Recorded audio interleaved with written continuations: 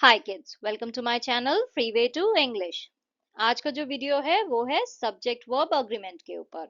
इस वीडियो में मैं आपको सिखाऊंगी जितने भी रूल्स हैं about subject verb agreement. Now ये जो वीडियो है ये क्लास 9 एंड 10 के बच्चों के लिए बहुत ही ज्यादा इंपॉर्टेंट है क्योंकि आपके बोर्ड एग्जाम में ये क्वेश्चन जरूर आएगा। तो आपको अच्छे से पता होना चाहिए कि आप कैसे इसे सॉल्व कर सकते हैं। तो ये वीडियो आप एंड तक जरूर देखिए और इसके बाद नेक्स्ट वीडियो में मैं इसका प्रैक्टिस सेट सॉल्व करूंगी। चलिए वीडियो स्टार्ट करते हैं।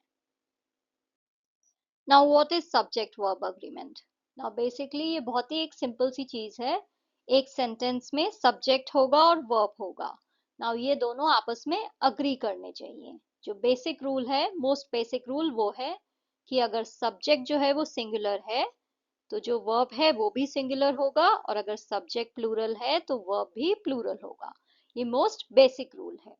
तो ये सेंटेंस देखिए, द कैट इज स्लीपिंग। तो यहाँ पे सिर्फ एक कैट की बात हो रही है यानी सब्जेक्ट सिंगुलर है। तो यहाँ पे जो वर्ब है वो इज आया क्योंकि सब्जेक्ट सिंगुलर है तो वर्ब भी सिंगुलर होगा। यहाँ पे हमने cats कर दिया तो plural हो गया. So now the verb would be plural as well. So if the subject is singular, verb would be singular. If the subject is plural, verb would be plural. It needs to agree with the verb. Subject and verb, they both should agree. दोनों match करने चाहिए. Next is compound subjects. Compound subjects क्या हुए? जब आपने दो या ज्यादा सब्जेक्ट्स को आपस में ज्वाइन किया है एंड से, तो वो क्या होता है? वो फिर प्लूरल वर्ब लेता है। तो अगर सब्जेक्ट जो है वो एंड से ज्वाइंड है यानी दो सब्जेक्ट्स हैं किसी सेंटेंस में, जैसे कि ये टॉम एंड जेरी, तो यहाँ पे अगर एंड से मैंने इन दो सब्जेक्ट्स को ज्वाइन किया है तो जो वर्ब है वो प्लूरल होगा। Tom and Jerry are friends. Now again, if the subjects are singular and refer to the same person or thing, they take a singular verb. तो यहाँ पे bread and butter की बात हो रही है, बट यहाँ पे bread and butter की बात हो रही है एक मील की तरह कि ये मेरी फेवरेट मील है, मेरा फेवरेट खाना है। तो हम ब्रेड एंड बटर को एक सिंगल यूनिट की तरह इस सेंटेंस में डिस्क्राइब कर रहे हैं। तो इसलिए यहाँ पे एंड से कनेक्ट होने के बावजूद भी जो है सिंगुलर वर्ब आएगा। तो जब हम एक सिंगल यूनिट की बात कर रहे हैं ब्रेड एंड बटर, तो यहाँ पे सिंगुलर आ गया। बट अगर हम दो सब्जेक्ट्स को ज्वाइन कर रहे हैं एंड से, तब जो वर्ब आएगा वो प्लूरल होगा। नेक्स्ट रूल है ईदर नीदर। नाउ किसी सेंटेंस में अगर आपको सब्जेक्ट्स कनेक्टेड दिखाई दे रहे हैं ईदर और नीदर नॉर से, तो उस सेंटेंस में जो वर्ब है वो उस सब्जेक्ट से अग्री करेगा जो वर्ब के सबसे पास है। थोड़ा कंफ्यूजिंग है, राइट? चलिए एग्जाम्पल से अच्छे से समझते हैं। ईदर द मैनेजर और द एम्प्लॉइज। तो यहाँ पे जो मैनेजर है वो सिंगुलर सब्जेक्ट है, right? But employees plural subject है। तो यहाँ पे हम क्या यूज करेंगे? यहाँ पे हम आर यूज करेंगे क्योंकि ये जो वर्ब की लोकेशन है ये एम्प्लॉइज के जस्ट पास है। तो वर्ब जो है वही सब्जेक्ट से अग्री करेगा जिसके वो जस्ट पास हो, बिल्कुल क्लोज में हो। तो यहाँ पे किसके क्लोज में है? एम्प्लॉइज के। एम्प्लॉइज क्या है? प्लूरल है, तो यहाँ पे जो वर्ब यूज होगा वो भी प्लूरल होगा। नाउ सपोज अगर आप इस सेंटेंस को जो है रिवर्स कर देते, ईदर द एम्प्लॉइज और द मैनेजर, तो अगर यहाँ पे मैनेजर होता तो यहाँ पे क्या वर्ब आता? इज आता, क्योंकि जो यहाँ पे सब्जेक्ट था वो सिंगुलर था। बट क्योंकि यहाँ पे एम्प्लॉइज है प्लूरल तो यहाँ पे आर आएगा। Neither the students nor the teacher is aware of the change, क्योंकि यहाँ पे जो टीचर है वो वर्ब के जस्ट पास में है, राइट? एंड टीचर सिंगुलर है तो वर्ब क्या होगा? सिंगुलर होगा, मतलब is. So just remember, when using either or neither nor, the verb agrees with the subject that is closest to it. Rule number 4, indefinite pronouns. तो कुछ indefinite pronouns होते हैं जैसे कि everyone, someone, anybody. इनको हम singular की तरह treat करते हैं तो इनके साथ जो verb आएगा वो भी singular होगा, जैसे कि everyone is invited to the party. तो हर कोई पार्टी के लिए invited है तो यहाँ पे हम is करेंगे क्योंकि everyone को हम singular की तरह treat करते हैं। वहीं कुछ indefinite pronouns होते हैं few, many, several, all. ये सब प्लूरल की तरह ट्रीट होते हैं, तो इनके साथ आप प्लूरल वर्ब यूज करोगे। जैसे कि many have tried to solve the puzzle, बहुत सारे लोगों ने ये पजल सॉल्व करने का ट्राई करा है, तो many के साथ हम लोग प्लूरल यूज कर रहे हैं verb. Now next rule is about collective nouns. Now collective nouns जो होते हैं, टीम, ग्रुप, कमिटी, ये सब कलेक्टिव नाउन्स हुए, right. A group of people और ग्रुप ऑफ थिंग, उनको हम जो भी नाम दे वो हो गया कलेक्टिव नाउन। तो वो जो है या तो सिंगुलर ट्रीट हो सकते हैं या फिर प्लूरल हो सकते हैं, डिपेंड करता है कॉन्टेक्स्ट पे सेंटेंस के। तो अगर सेंटेंस में जो ग्रुप है, जिस कलेक्टिव नाउन की आप बात कर रहे हो, वो एक सिंगल यूनिट की तरह काम कर रहा है, तो वहां पे जो है आप सिंगुलर वर्ब यूज करोगे। बट अगर जो है वो अलग अलग लोगों की तरह जो है वर्क कर रहे हैं, जो टीम है, जो भी कलेक्टिव नाउन है, वो जो है अगर इंडिविजुअली एक्ट कर रहे हैं, तो फिर आप उसे जो है प्लूरल वर्ब दोगे। जैसे कि यहाँ पे है the team is winning the game, तो यहाँ पे जो टीम है वो सिंगुलर यूनिट की तरह काम कर रही है, क्योंकि सारी टीम मिलके इस गेम को जीत रही है, राइट। कोई एक इंडिविजुअल नहीं, सारी टीम मिलके जीत रही है। तो यहाँ पे इज का यूज हुआ है, क्योंकि यहाँ पे टीम जो है वो सिंगुलर यूनिट की तरह बात की गई है। बट ये जो सेंटेंस है the team are arguing among themselves, तो यहाँ पे जो टीम है वो आपस में ही लड़ाई कर रही है, तो यानी टीम का एक एक मेंबर आपस में लड़ रहा है। तो यहाँ पे जो टीम है वो इंडिविजुअल यूनिट की तरह काम कर रही है, इंस्टेड ऑफ सिंगल, की एक एक इंसान की तरह नहीं। टीम के जितने भी लोग हैं वो आपस में एक एक इंसान की तरह काम कर रहे हैं, बजाय इसके कि टीम जो है कलेक्टिवली एक यूनिट हो।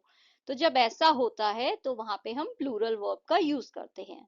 तो इसलिए यहाँ पे आर का यूज हुआ है, बट क्योंकि यहाँ पे टीम जो है एक सिंगुलर यूनिट की तरह काम कर रही है, तो यहाँ पे इज आया है। Next is amounts and quantities. तो जब हम किसी अमाउंट की, किसी रुपए पैसे की बात करें, क्वांटिटी की बात करें, तो वहां पे जो है हम उसे सिंगल यूनिट की तरह ट्रीट करते हैं, इसलिए सिंगुलर वर्ब जो है यूज होता है। जैसे कि $10 is too much for that book, तो यहाँ पे इसका यूज हुआ है क्योंकि हमने $10 की बात की है। तो जहां पे भी हम क्वांटिटी या अमाउंट की बात करें, वहां पे सिंगल यूनिट होता है, तो सिंगुलर वर्ब जो है वो यूज होगा। Rule number 7, titles and names. तो जो बुक्स के टाइटल होते हैं, मूवीज के नाम होते हैं, किसी कंपनी का नाम है, ये सब जो है सिंगुलर ट्रीट होते हैं, तो इनके साथ वर्ब भी सिंगुलर आएगा।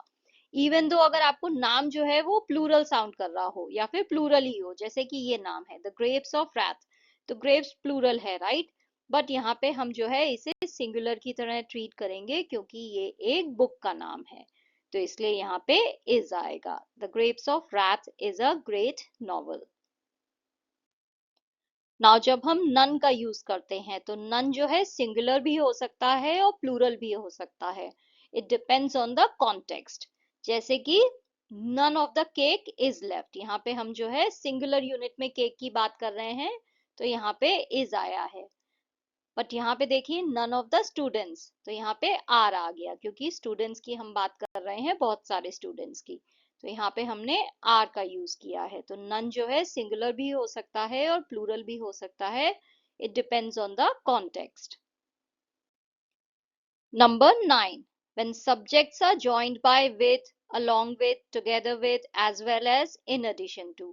तो जब जो है आप सब्जेक्ट्स को ज्वाइन कर रहे हो, किसी सेंटेंस में बहुत सारे सब्जेक्ट्स हैं और आप उनको एक साथ ज्वाइन कर रहे हो इन वर्ड्स के साथ, with, along with, together with, as well as, in addition to, तब जो आप वर्ब यूज करते हो वो मेन सब्जेक्ट के साथ अग्री करता है। तो एडिशनल सब्जेक्ट जिनको आप जोड़ रहे हो उनसे कोई मतलब नहीं है, वर्ब सिर्फ उसी सब्जेक्ट को अग्री करेगा जो कि मेन है। जैसे कि ये the cat along with her kittens is sleeping, तो यहाँ पे जो कैट है वो मेन सब्जेक्ट है, उसके किटन्स जो है वो मेन सब्जेक्ट नहीं है, तो यहाँ पे जो वर्ब है इज वो अग्री कर रहा है इस सब्जेक्ट को जो कि मेन है। तो यहाँ पे आर नहीं आएगा, क्योंकि यहाँ पे किटन्स की बात हो रही है, नहीं, यहाँ पे जो वर्ब है वो अग्री करेगा मेन सब्जेक्ट को। Next rule is words that are plural in form but singular in meaning. तो कुछ वर्ड्स ऐसे होते हैं जो देखने में तो प्लूरल लगेंगे क्योंकि उनके आगे एस लगा हुआ है, जैसे मैथमेटिक्स, इकोनॉमिक्स। तो ये जो सब्जेक्ट्स हैं, ये जो वर्ड्स हैं, ये सिंगुलर ही ट्रीट होते हैं, इवन दो ये लिखे हुए ऐसे हैं जैसे कि प्लूरल हो। तो ये जो है सिंगुलर की तरह ही ट्रीट होगा। तो some nouns are plural in form but singular in meaning and take a singular verb. तो जनरली जो है ये किसी न किसी सब्जेक्ट के नाम ही होंगे। तो अगर ऐसा कुछ आएगा तो आप इसे सिंगुलर की तरह ट्रीट करोगे और सिंगुलर वर्ब ही लगाओगे। Next rule is nouns of multitude. Certain nouns like news, physics, mumps, etc. are considered singular despite having an s at the end.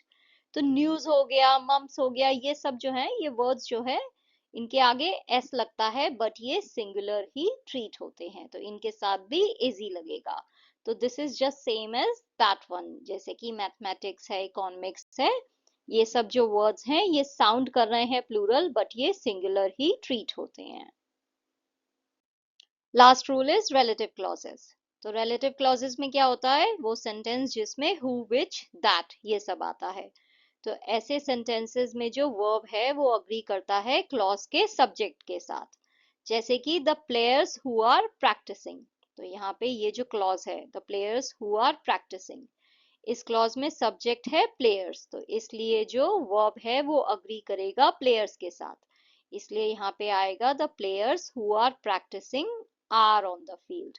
तो यहाँ पे आर इसलिए आया है क्योंकि ये जो क्लॉज है रिलेटिव क्लॉज, इसके सब्जेक्ट के साथ ये वर्ब अग्री कर रहा है। फील्ड के साथ नहीं करेगा, इस सब्जेक्ट के साथ करेगा जो कि इस रिलेटिव क्लॉज का सब्जेक्ट है। So these were the rules about subject verb agreement. Next जो वीडियो होगा उसमें हम लोग साथ में मिलके एक प्रैक्टिस सेट सॉल्व करेंगे अबाउट सब्जेक्ट वर्ब अग्रीमेंट। उससे आपको ये सारे जो रूल्स हैं ये अच्छे से क्लियर हो जाएंगे और हो सकता है कोई और भी रूल्स आए वो भी हम सीख लेंगे। तो चलिए मिलते हैं नेक्स्ट वीडियो में which will be practice set for subject verb agreement. Thank you for watching.